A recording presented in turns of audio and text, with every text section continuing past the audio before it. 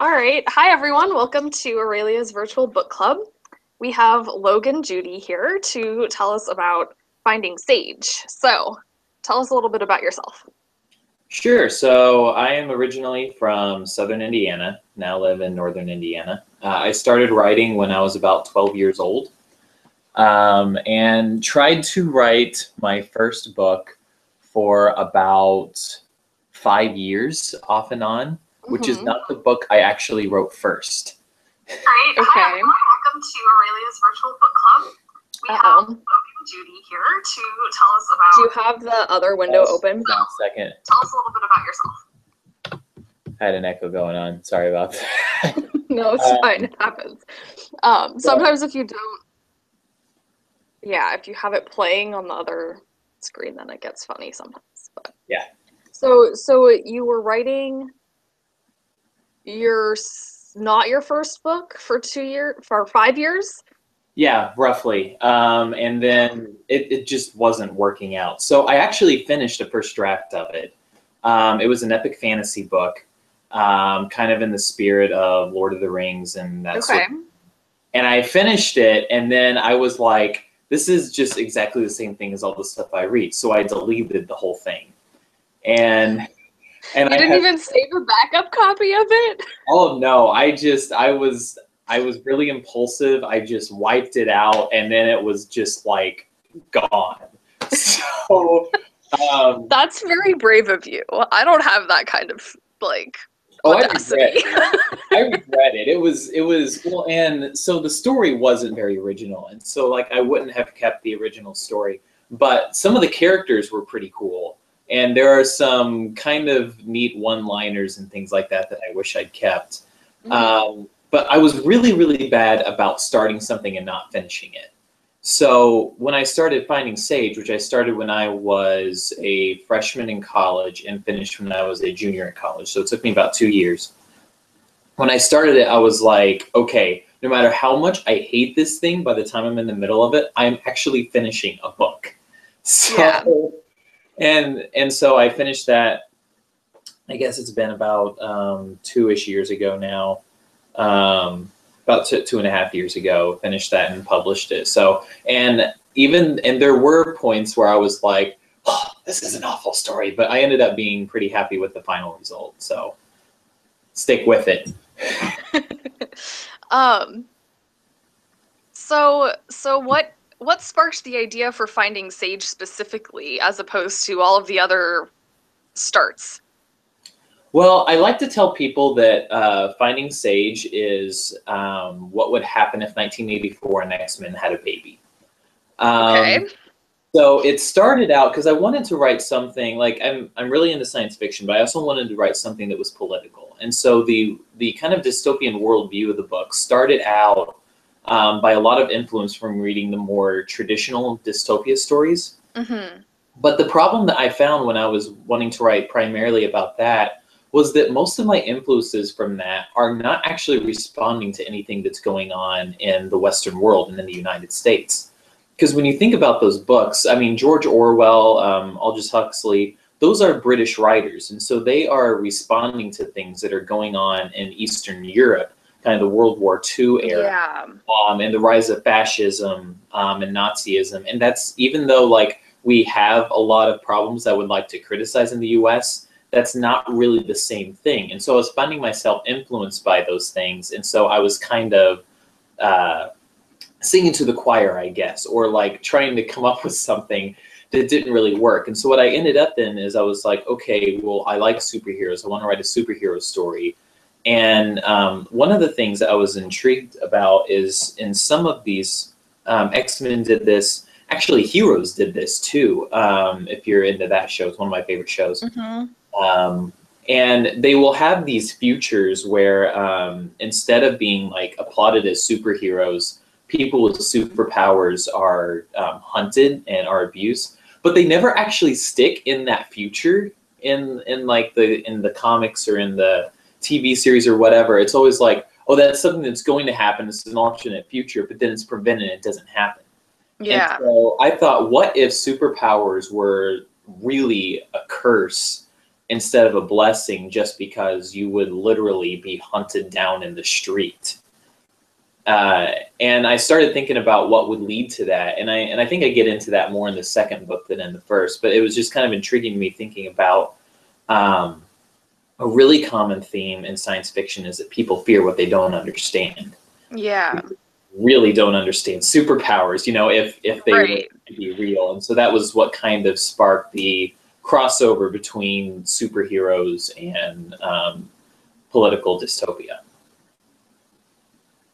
So how much research did you do? Like, did you try and make it something that's plausible for, like, I don't know, several hundred years in the future? Or how much does it relate to reality as we are here in the present, literally, as opposed to metaphorically? Yeah, I didn't do a lot of research in terms of, like, I didn't do a lot of looking into, international relations or foreign affairs, or how that would lead to a world state. What I did do was, because, like, for example, there was a quote that I saw one time in regards to science fiction writers writing certain kinds of technology. And it said, the average user of technology doesn't know how the intricacies of it work. So you don't need to come up with, like, all these intricate things in order to make it work. You just need to know as much about it as you know about the technology that you use.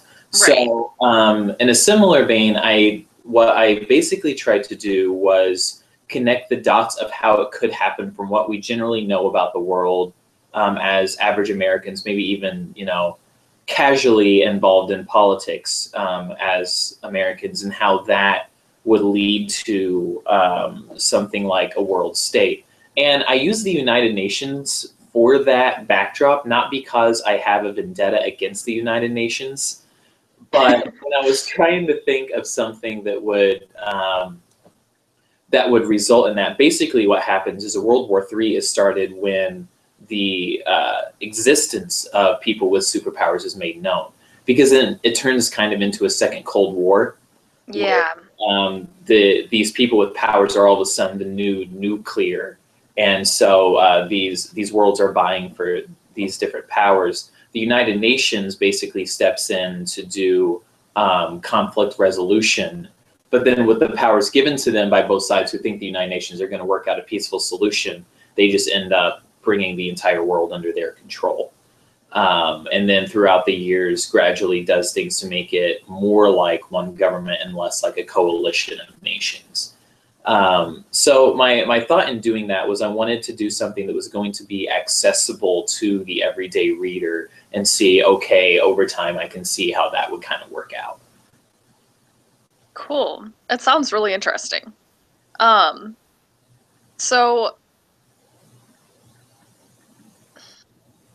I guess how is the writing process for doing that? Like, did you start with the story and then, like, figure out, oh, I need to know this later, or did you start with needing to know everything first? I definitely didn't start with needing to know everything first. I do not do that. It might make my process easier if I did, but I'm definitely a pantser. Okay. If I start out with an outline, I have broken from it in 3 chapters. So I did start out with a general knowledge of the way that the world was set up and how it had got there. So this idea of, the World War III and the UN kind of dissolving the individual nation identities, I did have that before I started. The main plot and how, like, all the specifics happen, I didn't really have. I had the characters and I knew what their powers were going to be. And actually, the way that the first book ends was originally going to be the end of the second book. The events of the first book were originally going to be over 2 books. And so I had that ending in mind and realized I was just basically going to be inventing extra story to do a second book. And I didn't really want to do that. I felt like the story kind of naturally ended there. So generally, I have characters, I have basic backdrop, and I know the way it's going to end. and from beginning to end just kind of comes out as I write. I discover the story as I write, which makes it a lot more like reading than maybe some people realize. So what was one of the like fun things you discovered as you were writing it? Oh my goodness, Eli. Oh my goodness. So one of my characters, he's a supporting character, but he's probably the most popular supporting character. So you've got the main character, Silas, who's this, he's like a young adult, late teenager. And he kind of gets in over his head. He gets captured and he gets rescued by this guy named Eli. Now his superpower, so to speak, is that his body regenerates so he doesn't age. And he's really, really crazy. Like the way that I described him when I first thought of him is he looks like a really, really crazy hobo. So he walks around. So he has this like That's awesome. uncut beard, these giant bug green eyes, and walks around with this stocking cap on. I actually partially based his appearance off of a friend of mine who, if he was like in his 50s and homeless, this is what he would look like. And he's just really, really like edgy, and he talks like a 60s hippie who did a few too many LSD trips. And like dude talk over the top. And I just like, I don't even know how I came up with this guy, but writing his dialogue is the most fun I have ever had writing anything. And so I would intentionally put in situations where like he would say something and like, and then the characters would be like, what are you talking about? And like there are just a lot of fun moments like that where I've done a lot of writing. I mean, I started a lot of things that I didn't finish. I've never had a character that I felt like just stood out so much. And I'm in the process of writing the third book right now, and he has become a much bigger character than I originally envisioned him as, and more of a main character, partially because he just stood out so much that I couldn't ignore him. Yeah. I think that happens a lot. The book we read last month had, well, he's more in the second book, which is not the book we read, but the brother of the main character is sort of similarly, I don't know, superstar-like? I don't know what the right word is for that, but yeah, that sounds fun. So what was the most difficult for you? There are a couple of things there. One of the things that was really difficult for me was, so there are some, so I mentioned that Silas ends up in prison very early in the book. That's not a spoiler. And there are a couple of other like similar, I have other like captive scenes throughout the two books, also in the third one I'm working on right now. Those are really difficult for me. Now action scenes, like just, fight scenes or whatever, those come to me fairly easily. And part of the reason for that is when I was writing for 5 years, trying to write the epic fantasy book that I was talking about, I wrote a lot of, fight scenes for that. So I kind of have gotten my feet wet with it a little bit. Those come pretty easily. But for captive scenes, it's really, really hard to write that when you haven't been in that situation and make it come off as realistic. 1984 is actually, I think, has the best version of that you can, because I found myself, and this still is the case to a certain extent, but I found myself just wanting to write this scene where, they were doing these bad things to him, and he's all, just growling at them and still hating them and all this stuff. In 1984, that is not what happens. The main character ends up really, trying to think of the right way to explain it. He starts out thinking that he's going to be that way, and then like ends up, he's just begging for mercy because like he can't take the pain, and there's this psychological morphing that happens with him. He finds himself just not really able to withhold information, and I really think we overestimate or expect too much out of the human spirit when it comes to something as psychological as torture. Yeah. So what I found from some of my beta readers is kind of like, come on, it wouldn't be this easy for him. And so that is something that was real difficult for me, was figuring out how to present that in a realistic way. Mm-hmm. And especially the psychological nature of what goes on in torture is just really, really difficult to capture. Yeah. Well, and it's difficult too sometimes you have to be willing to go there in your own head in order to write about it. And that can be scary in itself too sometimes. Yeah. Yeah. So what's the coolest gadget that you invented for this futuristic world? The coolest gadget. I don't know. Every sci-fi story has to have a cool gadget, right? Yeah. I didn't have a lot of gadgets in this, partially because I don't know if I ever really specified this, probably should have, but part of the kind of worldview for this is that since part of the government just taking over and abusing its people is that there's not really much innovation anymore. Right. So there's not a lot of gadgetry. There is something that I came up with for the second book that I really like. That is it's like an electric gun. So it shoots bullets still, but the way that they work is once they enter into the person, they release an electrical charge that electrocutes them. So that's a pretty dangerous weapon. Yeah. I don't know so much that there's other big gadgets. One thing that the bad guy has, like in his office, is a basically it's like a television on a wall. Okay. And, so whenever he's talking to one of his henchmen, I guess, the entire thing will broadcast on the wall. So it's kind of like an overdone video conferencing, I guess. So and those are called telescreens in the book.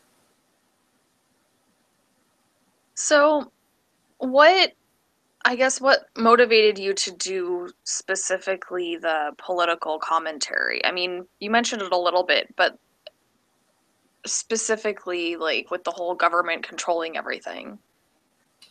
Yeah, part of it, well, like I said, it became less of a major theme by the time I was done with it. What had interested me in that originally is, I mean, basically, I'm just really into politics. So that was a big part of it. And I think, too, that part of it was just for me recognizing that the influence of propaganda, because part of the propaganda of the main of the government is that so there's always usually a big deal, like with heroes, there's this genetic marker that they talk about throughout one. There's a similar idea, except it's a myth. It's something that the government has pushed out, and they say that this genetic marker makes these people unable to control violent urges. And so because of this genetic marker, they are destined to become violent, murderous. And they kind of have a reason to say that because there was a mass murderer that kind of started this second Cold War that was a superpowered person. And so they kind of springboarded from that to kind of spread to, all of these people. And so that was something, just the influence of propaganda. A couple of years ago, I saw a series of videos that were government propaganda videos from the World War II era in the United States about Japanese American internment camps. And it just really amazed me how easy it was for the American government to get away with that while everyone was mourning over the heinous crimes of Hitler. When we were basically we were doing the same thing. Yeah, like basically. They were still just lost the term, but they were still, labor camps. There was very little difference as far as that's concerned. I mean, we may not have had gas chambers, But No. I mean, But a lot of it was yeah. awful. And these propaganda videos were going on about basically made it sound like it was a nice gated community where they were talking about how they would provide them with a job and they would provide them with this free housing and all this stuff. And it was just, it floored me. And I mean, when I was in high school, it got a passing mention in my history book. Yeah. Like it was barely a thing. I do think I've heard that like schools in general have started focusing on it a little bit more, which is good. But it just really amazed me, like how government propaganda can supersede someone's own, I guess, moral conscience or moral ethics, their own value system, and it can cause them to unwillingly go against that without even realizing that's happened. And and something else that around the same time. I don't normally listen to this kind of music. I'm normally more of a 90s rock guy, but Mike Shinoda of Linkin Park has a hip hop project called Fort Minor, and he is a descendant of Japanese American immigrants. And I think it was his grandfather was actually sent to one of these prison camps. And he has a song on, I think, as far as I know, Fort Minor just has one album. If they release another since then, it's on the first one.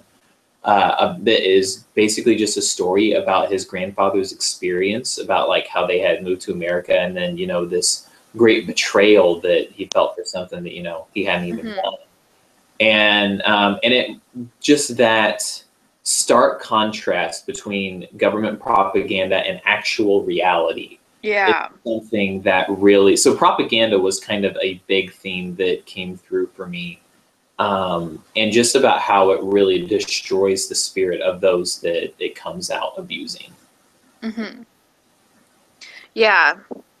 Government stuff is really interesting. Well, and the other half of that too, which I find really interesting, is some propaganda ends up being amplified unintentionally because it's selling newspapers or it's selling magazines. So the magazine editors, like, we have to publish more of that content because it's like working, it's making us more money.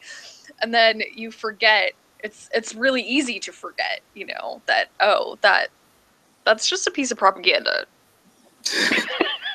Well, and that happened, you know, that the interesting thing about that, and I was a reporter at a school newspaper for 2 years.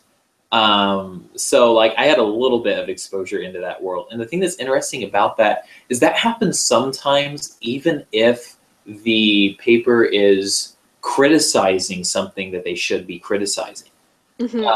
And so like, for example, there's a friend of mine that was a journalist, is now in PR work, but was a journalist for a while and teaches some journalism classes at Purdue where I graduated. And she was saying during this was when the Ferguson unrest was all like kind of ramped up. And, you know, and I think, you know, the media was right to kind of criticize, I think, what was going on there. But the interesting thing was that she said, you know, I don't actually think that the riots going on there are near as bad as the media is making them out to be. I think they're probably not. I think they're trying to sell more papers. But at the same time, there are other parts of the country where like the same thing happens and nobody hears about it, even if you live there. So it's, I think media is always one of the two extremes. Either you never hear about it, or that's all you hear about for like 3 weeks. Yes. It's like, well, and it's interesting how it works out sometimes too, because the thing that is really making it change a lot is that for the first time in history, more people are getting their news through social media than they are actual newspapers. Like the awful shooting that just happened in, I think it was Oregon. I didn't see about that in the news. I saw about it on Facebook. And, I saw about it on Twitter. And it's like it's just a really interesting phenomenon. And so I also part of me now wonders if, and maybe this will be a theme in another book I write, but I also wonder if some of the propaganda that's going to be more popular as time goes on isn't going to be so much from a government source as it is going to be kind of self-propagated. Yeah, probably.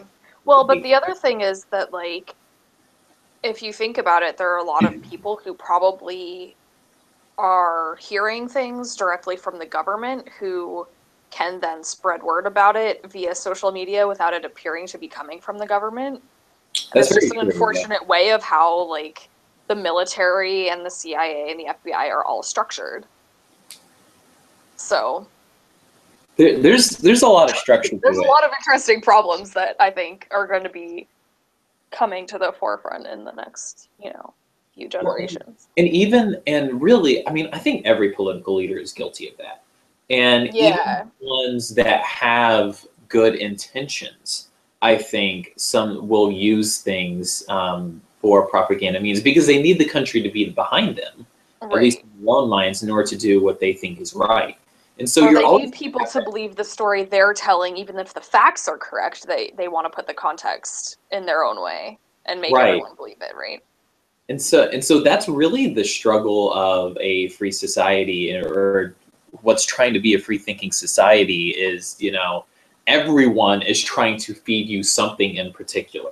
The government and public policy is trying to feed you something. The media is trying to feed you something. Now, I'm not as big on, I don't think that there's an overall conspiracy in the media. I think they just tend to have it in common because they're in the same profession.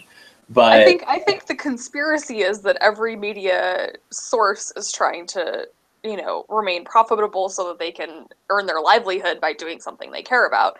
And that can sometimes cause people to make biased decisions. But that's as far as the conspiracy goes. Yeah. So I forgot completely what I was going to say. Mind blank. Blank. It was completely relevant to what we were just talking about. It really was. I'll remember as soon as we start talking about something completely different. Or else as soon as we, end. Whichever one.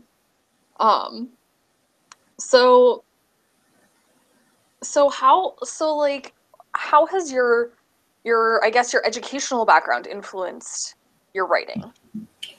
Quite a bit, and part of that is because I did a lot of different kinds of writing and a lot of different kinds of reading. So I didn't go to school for creative writing. My degree is in public relations. Okay. But I also did, you do gen ed stuff. So, for example, of a couple of the different kinds of writing that I did, I took a philosophy of gender class my second year of college. And so I was writing, and so it was a gender elective, but it was also a lot of philosophy. So I was writing essays analyzing or criticizing, these statements of these classical feminists and philosophers. And then I did take a creative writing class where I was doing a lot of short stories, which is actually out of my comfort zone. A lot of science fiction writers, made a big doing short stories. I think Ray Bradbury did for short stories, who's one of my personal favorites, and it just wasn't something that I was used to doing. I was used to long. And so I would do that, and then I had communications classes where I was talking about, theories of media and persuasion and stuff like that, and rhetoric. I had a class where we studied the classical Greek philosophers. I had to read in totality some stuff that Plato wrote. And so that I felt like really gave me kind of a well-rounded way to approach things. I am not someone who believes that the doom of literature is upon us, but I do think that there is a bit too much of just reading modern pop literature, which there's nothing wrong with. But just reading that and not really getting the background of some really great literature. I mean, I read Dante's Inferno earlier this year. So I really think it's important to get kind of that well-rounded thing. It doesn't mean that what I write is going to be similar to Dante's Inferno, but it's really helpful to give yourself a balance of material in different mediums and in different forms. And that helps you, I think, it makes you a little bit less likely to just be spouting out the same stuff that everyone else is. Yeah. For me, it's really like I like reading my fantasy and my science fiction and like all of everything else, but I like also thinking about it and being like, okay, this was written in this context, and what does that say about society as it is right now? Yeah, well, and Even if it is one of those like light, fun readings that I read for fun, once I'm done, I'll like think about it later. well, yeah, and and it's helpful from if you're just thinking about it from the perspective of a writer, you realize that I think we read, as writers, we read a lot of blogs and we read a lot of articles, and a lot of them will put forth certain hard and fast rules of writing. I read War of the Worlds by Herbert George Wells last fall, I think it was, for the first time. He breaks almost every hard and fast rule in the book. I mean, a lot of people, I mean, a lot of really good stories do break those rules, but they break them. It's one of those things I think is really interesting. It's like any form of art. Like if you're learning how to paint, right? Like you have to learn sort of the rules of how perspective works and how like red mixes with yellow to make orange, right? And I think that there are similar things in writing that are rules in that it's helpful to know what they are so that you can then do something interesting with them by not using them or using them in unexpected ways. Yeah, yeah. And so, I mean, and War of the Worlds is a good example of that. I heard someone say one time that a good writer being a good writer is knowing when to break the rules. Mm-hmm. And so, like, for example, one of the big rules is don't break up the action to give long narrative pieces of explanation. Mm-hmm. Wells does that all the time. He breaks off from the middle of this attack to explain how the aliens' anatomy works. But it's so, like, for me, it was so fascinating because, like, so a lot of times when you see some of the classic science fiction writers, they were some of the first ones to come up with what is now cliche. So Right. the alien invasion is now cliche, but, H.G. Wells and some other people did it first. Yeah. But like the way that he describes the way that like the alien anatomy works, it's like we have so many stories still now of aliens that look like humans with another colored skin walking upright. And he came up with this like really unique spin of this entirely different physiology that was designed for an entirely different planet. And Right.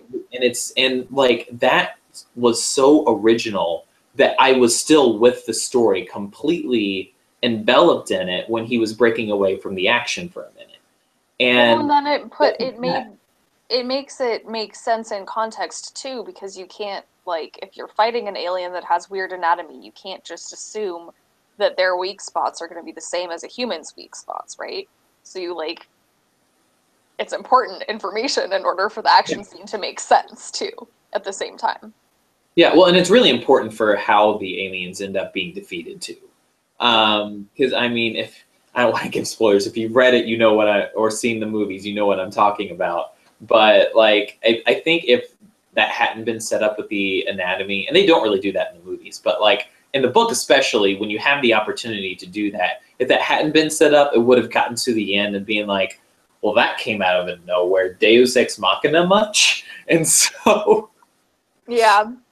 Yeah, I like keep thinking I'm gonna have a Deus Ex Machina part, and then I have to remind myself, right, Ariana, you're only in the like first few episodes, basically the first few chapters of this story. It doesn't count. It doesn't count yet. It doesn't count yet. I don't know. I don't know if it's possible to have Deus Ex Machina in the first like 25,000 words. No, well, and honestly, that bothers me a whole lot more in movies than it does in books. But I think that's partially because it's in like, especially the '80s are so bad about it. Like Yeah. every single '80s sci-fi flick has that in it, and I'm just like, oh my goodness, are you kidding me? Yeah. Yeah, I haven't really watched a lot of the sci-fi movies for exactly that reason. I think I don't know. I got spoiled by Star Trek. That's really what happened. Yeah, I love Star Trek. But they're also still really hilarious because they're so dated when you go back and rewatch them. I have been watching through the original series on Netflix. I'm in the 3rd season now. And it's also kind of funny, like, I don't feel as bad now, like, if I write a chapter that's great and then a chapter that's terrible, because there are so many phenomenal and abysmal episodes, like, right back to back within each other. Yeah. It's like, there's an episode where there's this, like, literally this moving rock that is, like, zapping people and killing them. And Spock, like, does a mind meld. He touches this rock creature and then translates for it. And it's what is going on? And then you'll turn around and have this, like, an episode with, it's basically a Cold War with the Klingons that has some really, really compelling political and social commentary. And how is this the same show?